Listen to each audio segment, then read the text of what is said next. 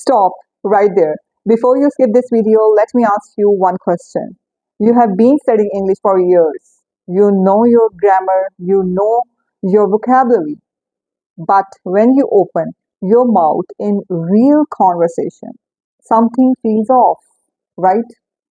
You sound textbook, you sound formal, you sound like you are reading from a dictionary. The secret that separates fluent speakers from learners is chunks, pre-made, ready-to-use English phrases that native speakers use every single day.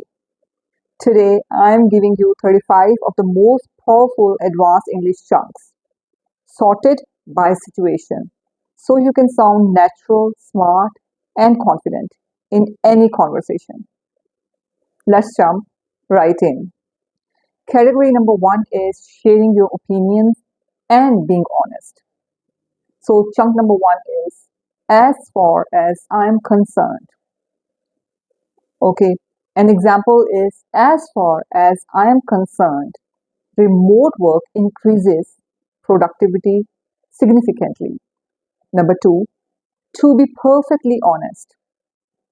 And the situation is being candid in conversation. To be perfectly honest, I wasn't impressed with the presentation at all. Number three, off the top of my head.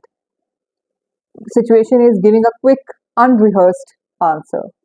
Off the top of my head, I would say we need about 3 more weeks to finish. Chunk number four, all things considered. And this situation is summarizing the whole situation. All things considered, the project went rather smoothly despite the setbacks. 5. It goes without saying. Stating something obvious, it goes without saying that teamwork is essential in any successful company. You have noticed how these chunks give your opinion weight and personality. You're not just saying I think, you're framing your thoughts like a pro. Category number two is agreeing and disagreeing. Okay, whether you want to agree enthusiastically or push back politely, these chunks will make you sound diplomatic, intelligent, and balanced.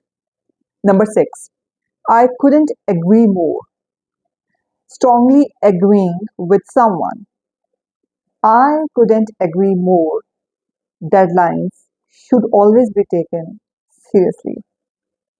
Number seven, with all due respect, politely disagreeing. With all due respect, I think your data might be slightly outdated. Number eight, that's a fair point, but that's a fair point, but acknowledging and then countering. That's a fair point, but we also need to consider the budget constraints. Number nine, I beg to differ. I beg to differ. Formally disagreeing, like for example, I beg to differ, the statistics clearly show a different trend. Number 10, you have got a point. Partially agreeing with someone. You have got a point there, but let's not rush to a conclusion yet. Category number three is explaining and clarifying chunks. You know what you mean in your head, but getting it out in English, that's the challenge. These chunks are your rescue rope. Number 11. What I am trying to say is rephrasing your idea clearly. Like, for example, what I am trying to say is that we need a longer testing phase before launch. Number 12. In other words, simplifying a complex idea. Like, for example, the results were inconclusive. In other words, we need to run the test again. Number 13, to put it simply. And the situation is making something easier to understand. To put it simply, the plan failed because nobody followed the schedule. Number 14, that's beside the point. Like redirecting a conversation. For example, Whether he was late or not is beside the point. The report is missing. Number 15. I am not mistaken. Stating something you are fairly sure about. If I'm not mistaken, the meeting was originally scheduled for Monday. Now comes to category number 4, expressing feelings and emotions. How to express what you feel in a sophisticated, native like way. Number 16, I'm at a loss for words, being speechless or overwhelmed. When they announced the award, I was completely at a loss for words. Number 17, it's on the tip of my tongue. And the situation is almost remembering something. Like, for example, her name is on the tip of my tongue. I will remember it in a second. Chunk number 18. I can't wrap my head around it. Finding something hard to understand. I can't wrap my head around why they rejected such a brilliant idea. Number 19. I am torn between feeling undecided.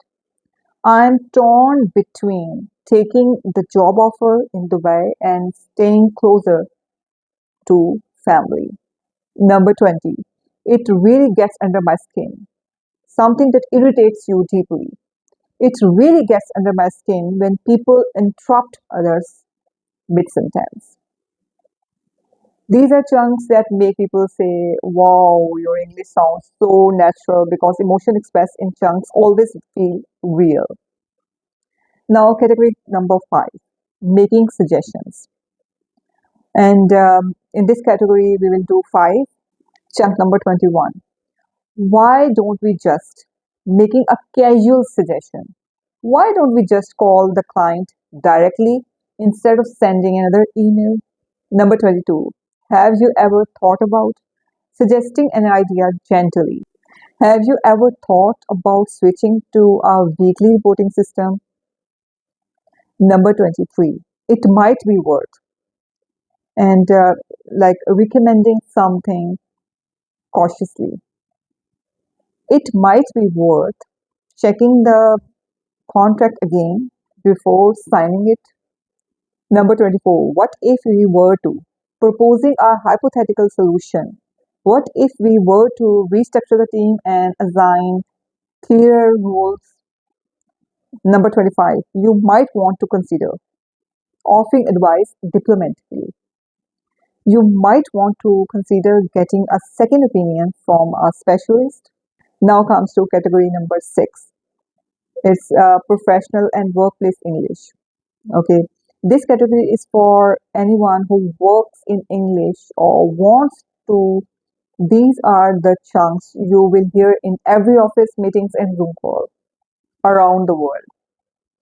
Number 26. Let's touch base. Suggesting a quick follow-up meeting. Let's touch base on Thursday to review where everything stands. Number 27. Get the ball rolling. Starting an action or project. We need someone to get the ball rolling on the new marketing campaign. Number 28. Think outside the box. Encouraging creative thinking. Like, for example, the competition is fire, so we need to think outside the box this quarter. Number 29. Circle back to that. Returning to previous topic. Like, for example, great question. Let's circle back to that after the main presentation. Chunk number 30. Cut to the chase. Getting to the main point quickly. I know we are short on time, so let me cut to the chase. We are over budget. Category number 7, everyday conversation. And now the final 5, these are everyday game, the ones you drop into any casual conversation and instantly sound like a native speaker. Number 31, that rings a bell. Something sounds familiar. Like, for example, that name rings a bell. Did he work at the downtown office last year? Number 32. It's not rocket science. Something isn't as hard as it seems. It's not a rocket science. Just follow the three steps in the manual. Number 33. Better late than never. Acknowledging something sound late, but it's still welcome. Like, for example, I finally submitted my application, better late than never, right? Number 34, once in a blue moon. And the situation is something that happens very rarely. Once in a blue moon, we get a client who accepts the first proposal. Number 35, the ball is in your court. And situation is it's someone else's turn to decide or act. I have sent all the documents over. The ball is in your court now. So pick up any five chunks from today's video and write a short paragraph or dialogue using all five of them. It can be about anything, your day, a conversation at work, a situation you imagine, anything. This is the fastest way to make these chunks stick in your brain. Use them, don't just read them. Language learning isn't about memorizing rules, it's about collecting the right tools, and today you collected 35 of them. So, fluency isn't our destination, it's a daily choice. Take care, see you in the next video.